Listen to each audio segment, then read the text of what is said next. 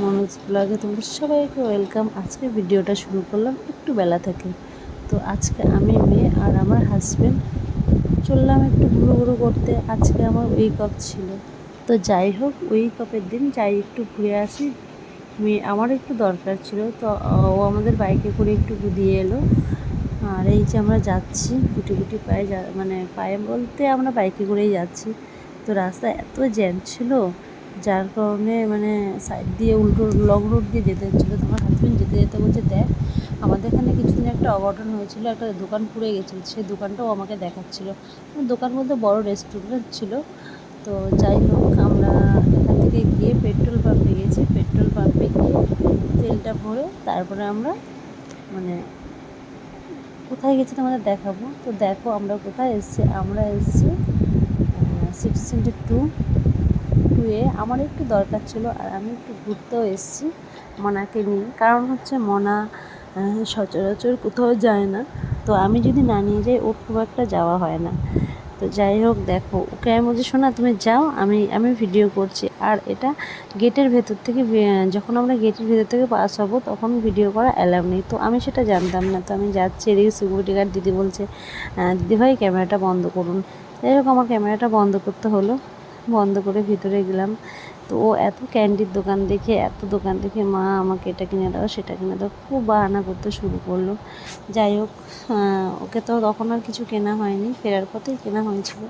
তো দেখো পুরো মলটা ঘোরা হয়নি, পুরো মলটা তোমাদের আমি পরে কখনো ঘুরিয়ে দেখাবো, যদি পরে কখনো আমার আসা হয়। তো আমার মেয়ে তো ফুল এনজয় করছে, ওর খুব ভালো লেগেছে। এবার সামনে বাচ্চাদের গাড়ি ছিল, বলছে মা আমাকে ওটাতে ওঠাবে। তো আমি বললাম হ্যাঁ ওঠাবো তোমাকে, দাঁড়াও আমি যে কাজের জন্য এসে সেই কাজটা একটু করে নিই। তো যাই হোক আমি আমার কাজটায় যাওয়ার জন্য রেডি। তো মলটার ভেতর দেখো একটু ঘুরে দেখালাম, মানে ক্যামেরাটা ব্যাক করে তোমাদের দেখালাম এত সুন্দর এই মলটার ভেতরে। তো আমার জন্য আর মেয়ে ওয়েট করছে না, ও নিজে নিজেই ঢুকে পড়েছে ভেতরে।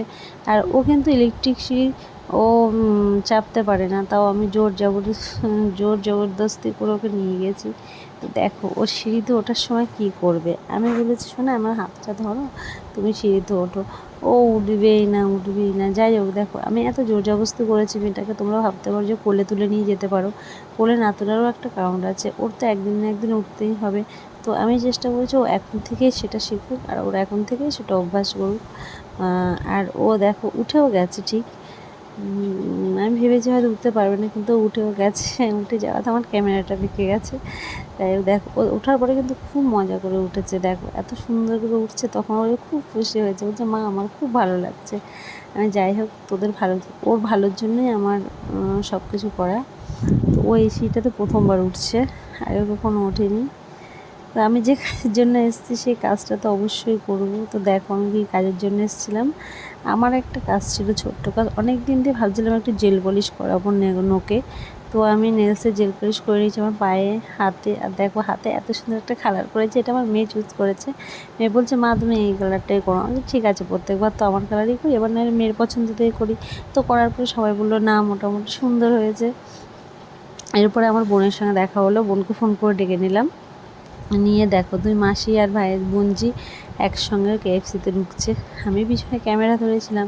যেরকম আমরা খাবার অর্ডার করে আমরা বসেছিলাম। তার ভেতরে ওই সোনা একটু হেঁটে হেঁটে সামনে যাচ্ছিলো, ওখানেকার বার্থডে সেলিব্রেট হয়েছিল। যাই হোক আমি সোনাকে বললাম শোনা তুমি এখানে একটা পোজ দিয়ে দাঁড়াও, আমি একটা ফটো তুলে। ও তো লজ্জাই পাচ্ছে, দাঁড়াবে না। তো আমি বললাম যাই হোক তুমি দাঁড়াও একটু, কেউ কিছু বলবে না। ও খুব ভয়ও পাচ্ছিল, লজ্জাও পাচ্ছিল। যে আমি একটু সুন্দর করে ভিডিও করে নিলাম। ওর মস্তিতে ছিল খুব, মানে KFC-র ভেতরে মানে ছোটাছুটি করছিল। যাই হোক তোমাদের আগেই বলেছি ওর জন্যই আমার আশা, আর ওর ভালোটাই আমার ভালো লাগা। দেখো এবার ওর মাসি তো গালে হাত দিয়ে, অর্ডার দিয়ে গালে হাত দিয়ে বসে আছে, কিছু করার নেই। অর্ডারটা এসে গেছে, কিছুক্ষণ পর অর্ডারটা এসছে। এবার মেয়ে বুঝতে পারছে না কোনটা খাবে, ও বলেছিল আমি বার্গার খাবো। তো যাই হোক একটা কম্বো অর্ডার করেছিলাম। ও মাসি ভাইজি বোনজি সরি দুজনেই এই ওটা খেয়েছে। মেয়ে তো একটুও বার্গার খায়নি, আর মাসি একটা খেয়েছে। ওই চিকেন পপকর্ন বলে না, ওটাই 2-1 পিস খেয়েছে। যাই হোক ও যেটুখানি খেয়েছে সেটুখানিতেই আমি সন্তুষ্ট। ওকে কেননা ও খায় না, খুব একটা খায় না। তাই আমি বললাম শোনা ক্যামেরাটা দেখো, এদিকটা খুব একটা এত লাইট ছিল যে ভিডিওটা ঘোলাই হয়ে গেছে। তো আমি যাই হোক খাওয়া দাওয়া কমপ্লিট করে এলাম। এবার মাসিমণির কাছে বায়না করলো যে মাসিমণি আমি কেক খাবো। তোর মাসিমণিও সেই রকম চলে গেল ওকে নিয়ে। এবার ওইখানে কি আমি এত সুন্দর একটা কেক দেখেছি, যাই হোক কেকটা একটা ভিডিও করা যাক। তো আমিও করে নিলাম। ওর মাসিমণিও কেক নিয়ে নিল। মেয়েকে বলছি তুমি চুজ করো কোনটা খাবে। মেয়ে তো ডিসাইড করতেই পারছে না। আমি আবার পরে বললাম বোন ছোটো থেকে একটা কিনে দে, কেন ও তো খুব একটা খেতে চায় না। যাই হোক ওই কেকটা কিনে খায়নি, রেখে দিয়েছি হাতে। এবার আমি বাড়ি ফেরার সময় হয়ে গেছে আমার, যেহেতু জেল পলিশ করা হয়ে গেছে। তো আমি বলেছিলাম একটু গাড়িতে চড়াবো, তা আমি ওকে একটু গাড়িতে সুন্দর করে চড়িয়ে নিলাম। তারপরে একটা সমস্যা কোথায়, ও যখনই আসে এখানে গাড়িতে চললে সে গাড়িটা বাড়িতে নিয়ে যাওয়ার জন্য খুব জেদ করে, যার কারণে আমার খুব একটা আশা হয় না, কেন ওর জেদটা অনেকটাই মানে অনেকটাই শক্তপোক্ত বলতে পারো।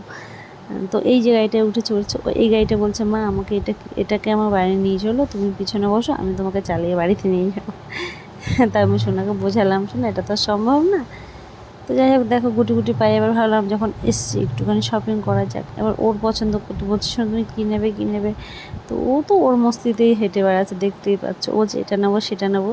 এবার ওর সাইজের জামা যাই হোক নিয়েছি দুটো তিনটে। আর আমি আমার দুটো ভেবেছি জুতো কিনবো, তো আমার জুতোটা পায়ে হয়নি বলে আমি আর নিতে পারিনি। অনেকগুলো জুতো ট্রাই করেছিলাম। মেয়ে দেখো যে এত সুন্দর করে জামা চুজ করছে মা।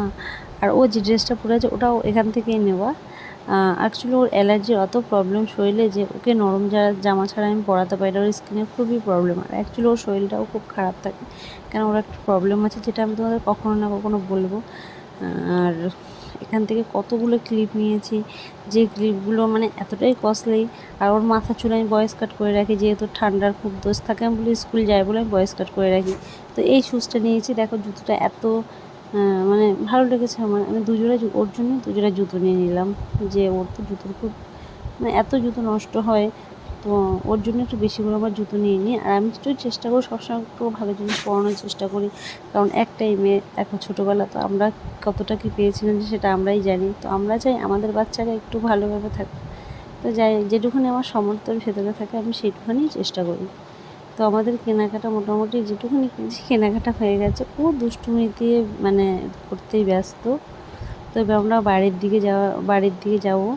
তো আমরা মলে দেখছি ঘুরতে ঘুরতে একটু ছোট্ট ভিডিও করে নিলাম যে শোনা চলো তো দেখো তো কেমন।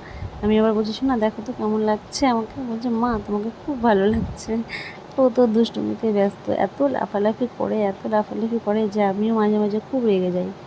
আর আমার মা যেহেতু সারাদিন রাখে, তো আমার মা তো খুব মানে ক্লান্ত হয়ে যায়। ওর পিছনে বসে পড়েছে, দেখো ওর দুষ্টুমিটা দেখো। ও মলের ভিতরে বসে পড়েছে। আর ও খুব ঠান্ডা জায়গায় থাকতে ভালোবাসে, যেহেতু ওর স্কিন প্রবলেম আছে। তো ও একটু ঠান্ডা জায়গায় পরিবেশ পছন্দ করে। তো আমি বাইরে চলে এসেছি, ও আইসক্রিম খাওয়ার জন্য জেদ করছে। আমি না বাবা আইসক্রিম কিনুন। আবার নিজেও কিছু পোস্ট দিয়ে নিলাম। আর নিজে তো ফটো তোলাই হয়নি। আর মেয়ে পাশে একটা পুতুল দেখে মেয়ে বসে পড়লো ওখানে, মা আমাকে কটা ফটো তুলে দাও। ওর কটা ফটো তুলে দিলাম। ওর খুশিতেই আমার খুশির মতো, যেটা আমি ভিডিওতে বারবার বলি। তো দেখো ও আবার খুব সুন্দর জড়িয়ে ধরলো পাশে, আবার আমি বসে দিলাম, বসে ওর সঙ্গে একটা পোজ নিয়ে নিলাম। কারণ দেখো ফটো তোলার ইচ্ছে সবারই থাকে। তো আমি যাই হোক সময় পাচ্ছি না। ও ক্যামেরাটা যেহেতু আমার কাছে ছিল, তো আমি ভিডিও করতে করতে আমার ভিডিওটা কম আসছে, ওর ভিডিওটা বেশি আসছে। তো সেইটা কোনো ব্যাপার না। আর আমি এখানে একটা এত সুন্দর প্যাঁচার একটা করেছে, যেহেতু পয়লা বৈশাখে করা ছিল। আমরা অনেকটা দিন পরে গেছি, তো এটা অনেক দিন থাকবে। বললাম শোনা তোকে এখানে একটা ফটো তুলে নিই। ও তো আসবেই না। ও